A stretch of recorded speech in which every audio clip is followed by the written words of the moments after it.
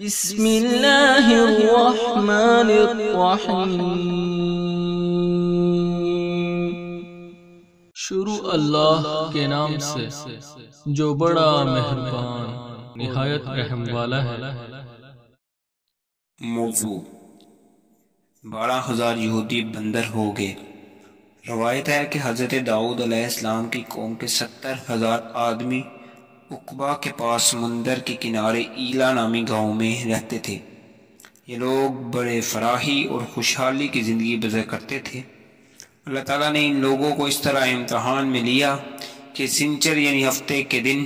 مچھلی کا شکار ان لوگوں پر حرام فرما دیا اور ہفتے کے باقی دنوں میں شکار حلال فرما دیا، مگر اس طرح ان لوگوں کی آزمائش میں مبتلا فرما دیا کہ سنچر کا دن بے شمار مچھلیاں آتی تھی اور دوسرے دنوں میں نہیں آتی تھی، تو شیطان نے ان لوگوں کو یہ ہیلا بتا دیا کہ سمندر میں کچھ نالیاں نکال کر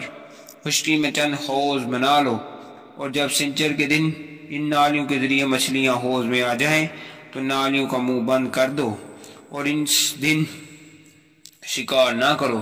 بے شک دوسرے دن آسانی کے ساتھ ان مچھلیوں کو پکڑ لو۔ ان لوگوں کو یہ شیطانی ہیلا بازی پسند آ گئی اور ان لوگوں نے یہ نہیں سوچا کہ ان میں مقید ہو گئی، ان کا شکار ہو گیا تو سنچر ہی کے دن شکار کرنا پایا جو ان کے لیے حرام تھا۔ اس موقع پر ان یہودیوں کو 3 گروہ ہو گئے۔ کچھ لوگ ایسے تھے جو شکار کے لیے اس شیطانی ہیلا سے منع کرتے تھے اور ناراض و بیزار ہو کر شکار سے باز رہے، اور کچھ لوگ اس کام کو دل سے برا جان کر خاموش رہے، دوسروں کو منع نہ کرتے تھے بلکہ منع کرنے والوں سے یہ کہتے تھے کہ تم لوگ ایسی قوم کو کیوں نصیحت کرتے ہو جنہیں اللہ ہلاک کرنے والا یا سخت سزا دینے والا ہے۔ اور کچھ وہ سرکش نافرمان لوگ تھے جنہوں نے حکم خداوندی کے لیے اعلانیہ مخالفت کی اور شیطان کی ہیلا بازی کو مان کر سنچر کے دن شکار کر لیا اور ان مچھلی کو کھایا اور بیچا بھی۔ جب نافرمانوں نے منع کرنے کے باوجود شکار کر لیا تو منع کرنے والی جماعت نے کہا کہ اب ہم ان مصیبت کاروں سے کوئی میل ملاپ نہ رکھیں گے، چنانچہ ان لوگوں نے گاؤں کو تقسیم کر کے درمیان میں ایک دیوار بنا لی اور عام طرف کا ایک الگ دروازہ بھی بنا لیا۔ حضرت داؤد علیہ السلام نے غضبناک ہو کر شکار کرنے والوں پر اللہ کی لعنت فرما دی، اور اس کا اثر یہ ہوا کہ ایک دن ہتھا کاروں میں سے کوئی باہر نہیں نکلا، تو انہیں دیکھنے کے لیے کچھ لوگ دیوار پر چڑھ گئے تو کیا دیکھا کہ وہ سب لوگ بندروں کی صورت اختیار کر چکے ہیں۔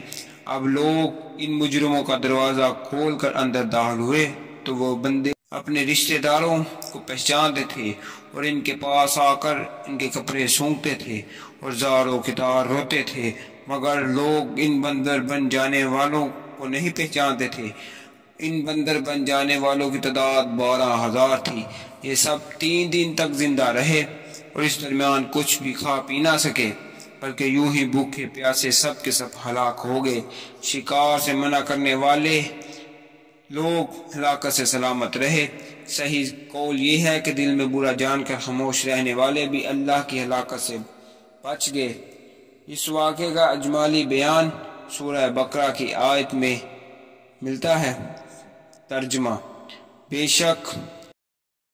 وَلَقَدْ عَلِمْتُمُ الَّذِينَ اعْتَدَوْا مِنكُمْ فِي السَّبْتِ فَقُلْنَا لَهُمْ كُونُوا قِرَدَةً خَاسِئِينَ۔